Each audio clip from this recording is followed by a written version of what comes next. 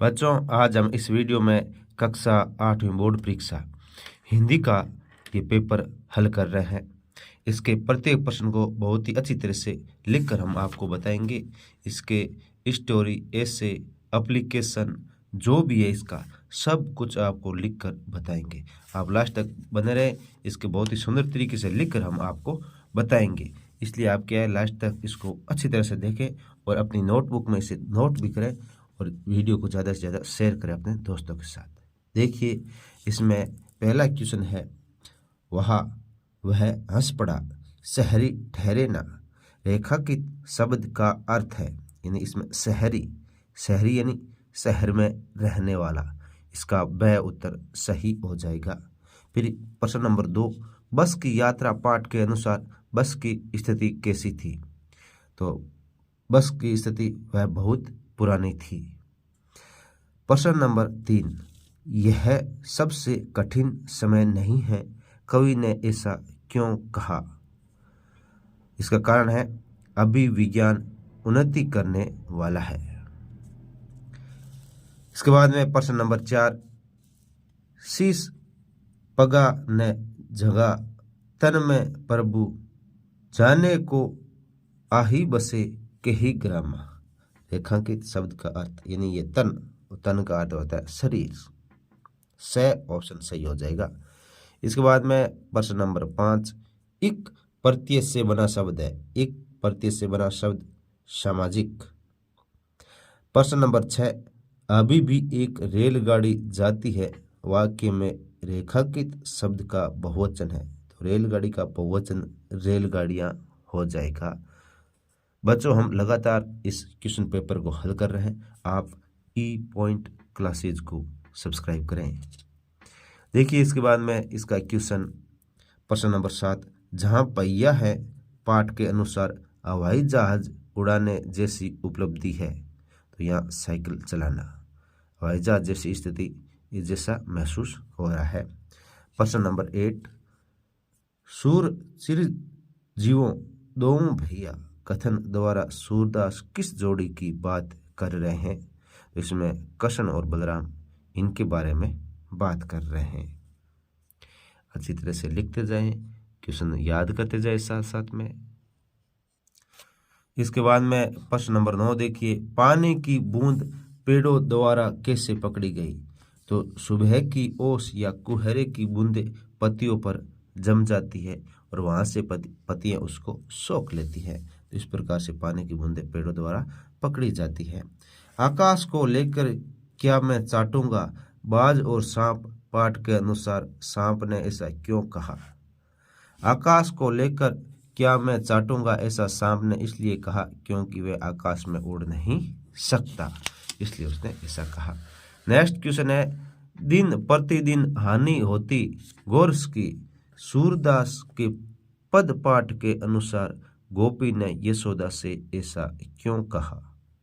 गोपी ने यशोदा से ऐसा इसलिए कहा क्योंकि कृष्ण दूध दही मक्खन खा जाता है और जो नहीं खाता है उसको नीचे गिरा देता है।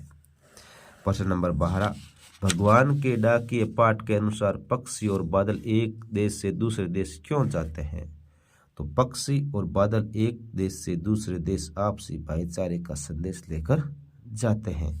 ये भगवान के डाकिए पाठ के अनुसार वो क्या है, संदेश लेकर जाते हैं। इसके बाद में प्रश्न नंबर 13, सु उपसर्ग लगाकर दो शब्द बनाइए। तो सुगंधित और सुगम, ये दो शब्द हो जाएंगे जो सु शब्द से बने हैं, सु उपसर्ग लगाकर। इसके बाद में प्रश्न नंबर 14 देखिए, इसमें क्या करना है, विलोम। ये कह रहा है कि सच का विलोम शब्द झूठ है। जिस प्रकार सच का विलोम शब्द झूठ है, इसी प्रकार निम्न शब्दों के विलोम लिखिए तो उजाला का अंधेरा हो जाएगा और नर्म का कठोर हो जाएगा। इसके बाद में प्रश्न संख्या 15 से 20 तक देखिए, बस की यात्रा पाठ के अनुसार बताइए कि जो व्यक्ति यात्रियों को बस तक छोड़ने आए वे बस को आश्चर्य से क्यों देख रहे थे? जो व्यक्ति यात्रियों को बस तक छोड़ने आए वे बस की जीर्ण शीर्ण अवस्था देखकर आश्चर्यचकित हुए। इसके बाद में क्वेश्चन नंबर 16 देखिए, ईमानदारी को मूर्खता का पर्याय समझा जाने लगा है, क्या निराश हुआ जाए? पाठ के आधार पर इस कथन के पक्ष में तर्क दीजिए। ईमानदारी को मूर्खता का पर्याय समझा जाने लगा है क्योंकि छली कपटी व्यक्ति ईमानदारी की परवाह न करके फल फूल रहे हैं। यानी जो छली कपटी व्यक्ति है वो ईमानदारी की परवाह न करके फल फूल रहे हैं। ये थे आपके क्वेश्चन नंबर 16। इसके बाद में क्वेश्चन नंबर 17 देखिए। अब ये 17 में ये पदयास दे रखा है, इसका सप्रसंग व्याख्या करना है। हम भीखमंगों की दुनिया में स्वच्छंद लुटाकर प्यार चले, हम एक निशानी सी उर पर ले असफलता का भार चले। तो इसमें सबसे पहले तो हम इसकी प्रसंग बनाएंगे, क्योंकि यहाँ पे जगह कम दे रखी है तो हमने यहाँ से शुरू कर दिया है। तो देखिए प्रसंग, यह पद्यांश भगवंती चरण वर्मा द्वारा रचित कविता दीवानों की हस्ती से लिया गया है। इसमें कवि कहता है कि चाहे लोग वीरों को कुछ न दे पाए, लेकिन वीर समाज की मंगल कामना करते हैं। वीर समाज की मंगल कामना करते हैं। फिर इसकी व्याख्या देखिए, कवि ने इस संसार को भीख मंगा कहा है क्योंकि संसार का यह स्वभाव है कि वे हमेशा दूसरों से कुछ न कुछ प्राप्त करना चाहते हैं। किसी को कुछ देना उनके स्वभाव में नहीं है, लेकिन बलिदानी वीर सभा पर समान रूप से अपना प्रेम लुटाते हैं। इसके बाद में नेक्स्ट प्रश्न, निम्नलिखित मुहावरों का अर्थ बताकर वाक्य में प्रयोग कीजिए। वाक्य में प्रयोग करना है तो पहला है दुम दबाकर भागना, यानी डर कर भाग जाना। पुलिस को आते देखकर चोर वहां से दुम दबाकर भाग गया। फिर दूसरा है चारों खाने चित होना, बुरी तरह से हार जाना या बुरी तरह पराजित होना। राम ने अपने प्रतिद्वंदी के चारों खाने चित कर दिए।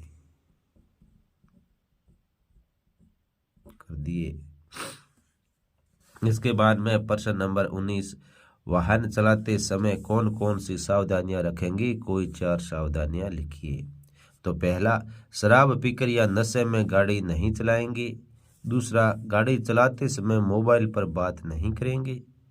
तीसरा, यातायात के नियमों का पालन करेंगे। और चौथा, वाहन की गति सीमा पर नियंत्रण रखेंगे।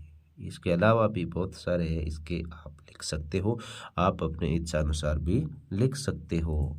क्वेश्चन नंबर 20, स्वस्थ रहने के लिए भोजन की कौन सी आदतों को आप अपने जीवन में अपनाना चाहेंगे? कोई 4 आदत लिखिए। पहला, सही तरीके से भोजन करना। दूसरा, ताजी सब्जियां और फल खाएं। तीसरा, संतुलित आहार लेना, ऐसा आहार जिसमें विटामिन, खनिज लवण, वसा, कार्बोहाइड्रेट, प्रोटीन सभी हो। चौथा, पर्याप्त मात्रा में पानी पीना चाहिए। इसके बाद में क्वेश्चन नंबर 21 आता है कि नीचे दिए गए कोष्टक में से उचित शब्द का चयन कर रिक्त स्थान की पूर्ति कीजिए। मुख, माला, सात, बेरी, ज्ञान और शीतल, इनका प्रयोग करना है। तो देखिए, जाति ने पूछो साध की, पूछ लीजिए ज्ञान। माला तो कर में फिरे, जीभी फिरे मुख माही।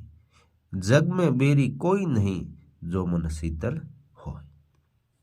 यानी जो मन शीतल है उसका जग में कोई बेरी नहीं है।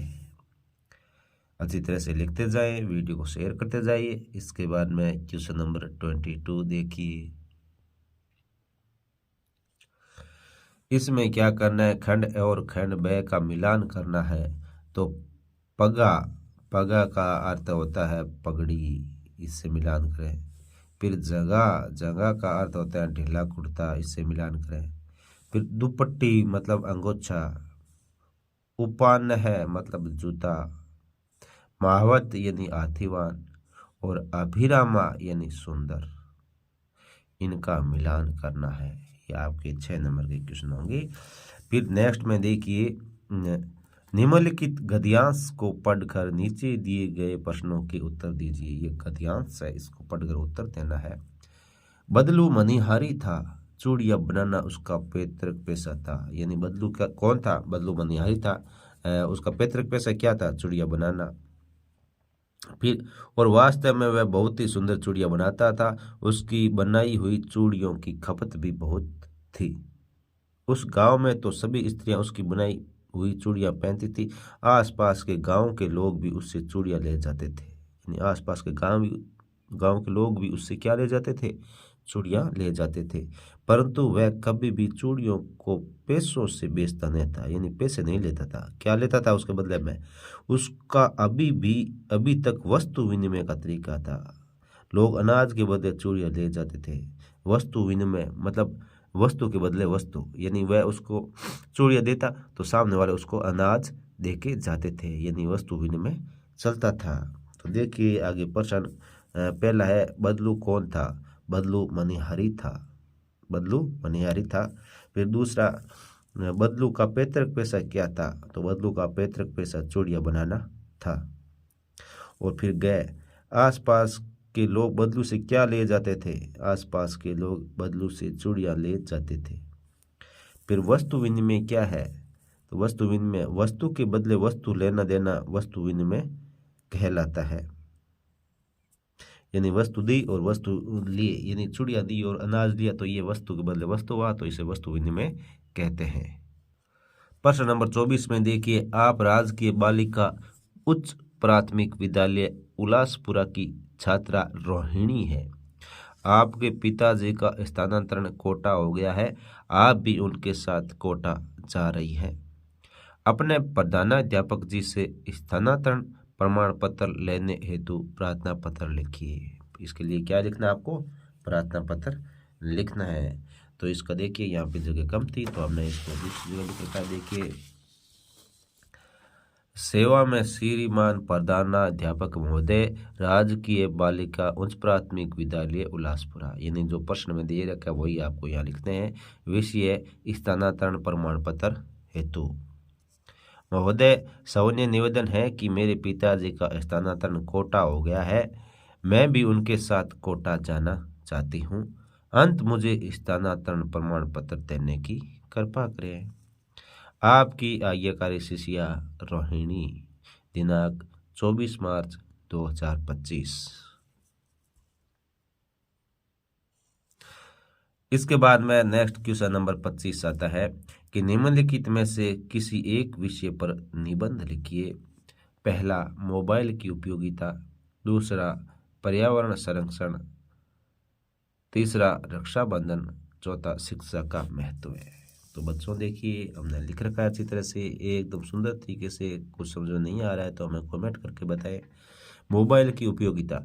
मोबाइल फोन आज की दिनचर्या का महत्वपूर्ण अंग बन चुका है। यह एक छोटा सा इलेक्ट्रॉनिक उपकरण है।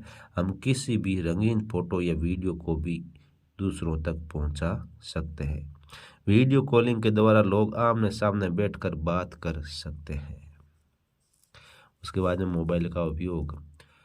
आज मोबाइल फोन का प्रचलन दिनों दिन बढ़ रहा है। इसका उपयोग बातचीत करने और संदेश भेजने में तो होता ही है, इसके साथ ही इसका उपयोग बैंकिंग क्षेत्र में, नौकरी के क्षेत्र में, सूचना और समाचार प्रेषण के क्षेत्र में, कला के क्षेत्र आदि में भी खूब हो रहा है।